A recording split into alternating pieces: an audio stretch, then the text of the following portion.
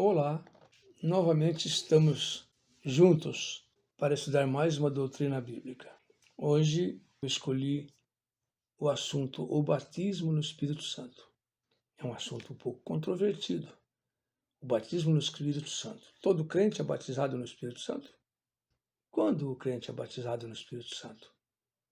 E, segundo alguns levantam a possibilidade, há que haver uma segunda experiência para que recebamos o Espírito Santo?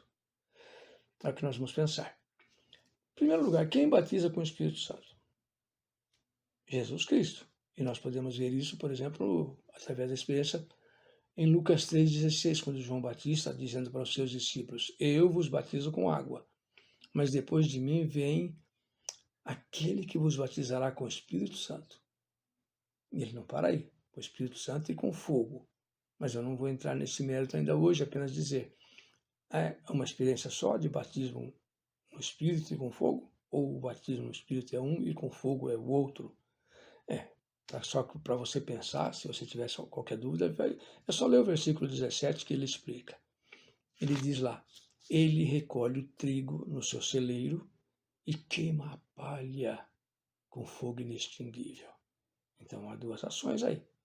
Batiza o trigo, guardando no seu próprio celeiro, e a palha, aquilo que não é trigo, aquilo que pode ser o joio, ou a palha, como diz o João Batista, ele queima com fogo. Então, o batismo com o Espírito Santo e com fogo são duas ações diferentes.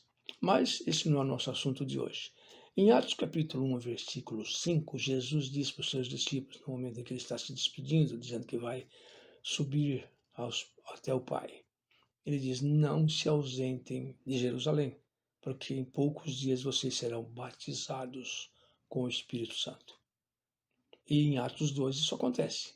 Nós podemos ler lá no dia do Pentecostes, mas um evento muito conhecido, né? Em que o Espírito Santo desceu, foi derramado sobre todos eles e todos foram cheios do Espírito Santo. O texto lá no versículo 4 diz, todos foram cheios, não alguns, ou alguns que pediram, mas todos foram cheios com o Espírito Santo. E o Pedro explica, isto aqui é a profecia de Joel se cumprindo, quando Joel dizia, nos últimos dias derramarei do meu Espírito sobre toda a carne. De novo, toda a carne, não sobre algumas apenas. E a instrução de Pedro para aqueles que se arrependiam era, arrependam-se dos seus pecados e sejam batizados no nome de Jesus, e todos receberão o Espírito Santo. Todos que se arrependessem e crescem em Jesus seriam batizados e receberiam o Espírito Santo. O que a Torre de Babel dividiu os homens de várias línguas, no Pentecostes, o Espírito Santo uniu. Porque depois daquilo, de todas aquelas conversões, 5.000 pessoas se converteram, todos passaram a ser um só povo, falando uma mesma linguagem, a linguagem cristã, a linguagem bíblica. Era a igreja que estava nascendo, criado uma só nação, de novo. Mas vamos pensar hoje, né? Isso foram tempos bíblicos e no Espírito, e hoje, como somos batizados no Espírito Santo? Quando ouvimos a palavra de Deus, não é?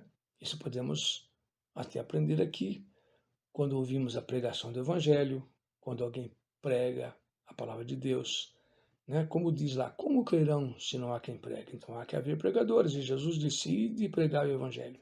Então nossa função é pregar, mas quem convence de pecado é o Espírito Santo, e ele vai até o coração da pessoa que está ouvindo a mensagem e faz a obra que Jesus Cristo determinou que ele faria, convencer-nos do pecado, da justiça e do juízo.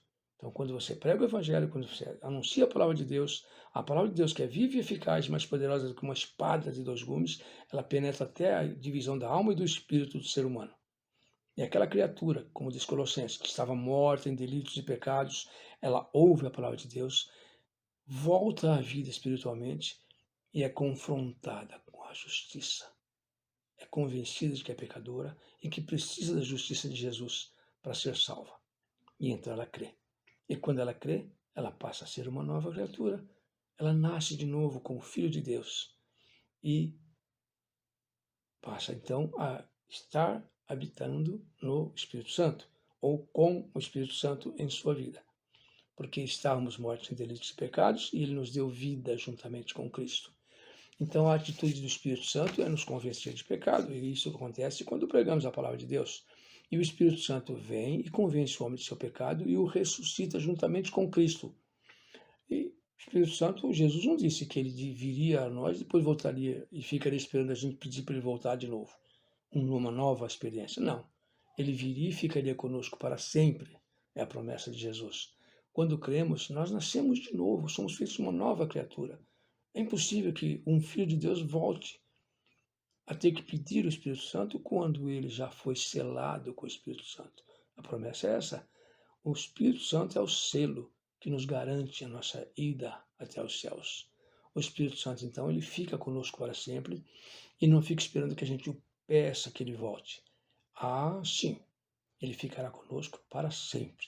Ele nos sustenta, ele nos convence de que somos filhos de Deus, ele nos mostra os nossos pecados para que a gente possa se arrepender, e quando nós nos arrependemos e confessamos, o sangue de Jesus Cristo nos purifica de todo o pecado.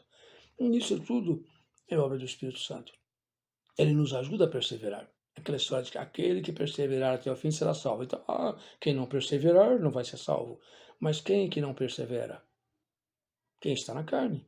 Mas quem está no Espírito persevera. Quem é que nos garante a nossa perseverança? É o Espírito Santo. Se eu for depender da minha perseverança, eu estou perdido, porque eu peco continuamente. Mas quando o Espírito Santo habita em mim, ele me garante a minha salvação. É nele que eu tenho posto a minha confiança. E ele me ajuda a vencer os meus pecados, a confessá-los aos pés de Deus. E é neste momento que ocorre a profecia de Joel, em que a palavra de Deus diz: eis que derramarei do meu espírito sobre toda a carne, sobre todas as pessoas. Porque Jesus mesmo especifica esse momento quando ele diz em João 5:24, quem ouve a minha palavra e crê naquele que me enviou, tem a vida eterna. E no 25 ele diz, e chegou a hora, e agora é, em que os mortos ouvirão a voz do Filho de Deus, e os que a ouvirem, viverão. Os que a ouvirem, os que aceitarem, viverão, e serão feitos novas criaturas. Porque o Espírito Santo entra juntamente com a palavra pregada, com a palavra lida, até o coração do ser humano. Esse é o momento de derramar do Espírito sobre toda a carne. O Espírito é quem convence de pecado. E a pessoa é considerada de novo uma pessoa que tem capacidade de resolver se ela quer Jesus Cristo ou quer rejeitá-lo. Ele volta à condição de livre-arbítrio que Adão tinha quando desobedeceu. E a pessoa confrontada com a palavra de Deus, ela pode dizer, eu creio, Senhor, e ela será feita uma nova criatura. E o Espírito Santo que foi derramado sobre ela permanece e faz dela uma nova criatura em Cristo Jesus. E aquela que rejeita nesse momento volta à condição de morto espiritual e rejeitou a palavra pregada e vai então na terceira etapa da obra do Espírito Santo, que é o juízo. Ela vai entrar em juízo com Deus no final dos tempos. Mas aquele que crê no momento da pregação do Evangelho, no momento em que ela é confrontada com a verdade de que a cruz de Cristo é o pagamento e a sua justiça, ele é feito uma nova criatura. Em Cristo Jesus, ele é salvo e salvo para sempre, porque o Espírito Santo permanece com ele.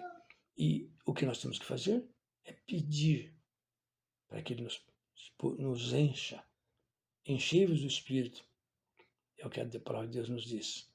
Ele nos traz a santificação, a plenitude do Espírito Santo em nossa vida e nós continuamos confessando Jesus por obra do Espírito Santo em nossa vida, que é quem nos dá forças para resistir às tentações.